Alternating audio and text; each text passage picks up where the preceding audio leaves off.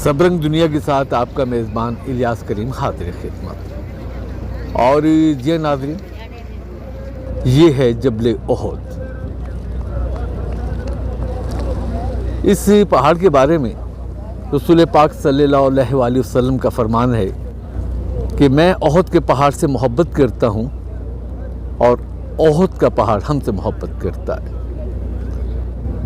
जी हाँ नाज़रीन, जैसे कि हम सब जानते हैं कि जंग बदर में शिकस्त के बाद कुफार मक्का जो थे वो आराम से नहीं बैठे और उन्होंने तैयारी कर ली एक बड़ी जंग की, क्योंकि उस जंग में 1000 कुफार थे और मुसलमानों की तादाद जो थी वो 313 थी और उसमें 70 कुफार जो थे वो हलाक हुए और 14 मुसलमान शहीद हुए थे।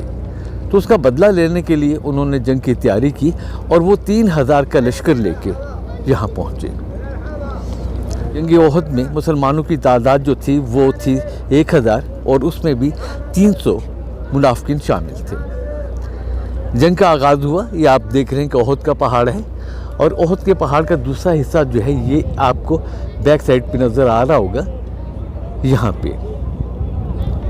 यहाँ पे रसूल पाक सल्लल्लाहु अलैहि वसल्लम ने कुछ सहाबा किराम को यहाँ पे खड़ा कर दिया कि आपने यहाँ से लड़ाई लड़नी है और बाकी जो थे मैदान में थे। और आप सल्लल्लाहु अलैहि वसल्लम ने मना किया कि जब तक मैं ना कहूँ आपने नीचे नहीं उतरना। बहर कैफ जब जंग छिड़ी और दोनों तरफ से मुकाबला शुरू हुआ तो इसमें ये हुआ कि मुसलमानों ने बड़ी तेज़ी के साथ इन्हें पीछे धकेल दिया कुफार को।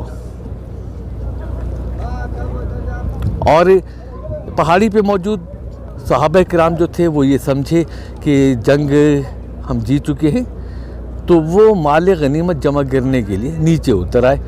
मतलब है कि रसूल पाक सल्लल्लाहु अलैहि वसल्लम का इरशाद था कि जब तक मैं न कहूँ आपने नीचे नहीं उतरना। और उन दिनों खालिद बिन वलीद जो था वो उन्होंने इस्लाम कबूल नहीं किया था। वो जंगजू भी थे और जानते भी थे, लड़ाई के तरीके भी जानते थे।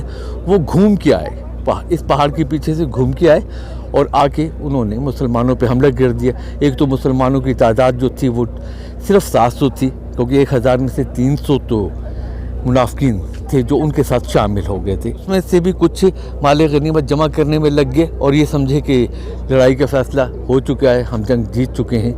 और जब उन्होंने पलट के हमला किया तो 70 सहाबा किराम शहीद हो गए। बहुत बड़ा नुकसान हुआ।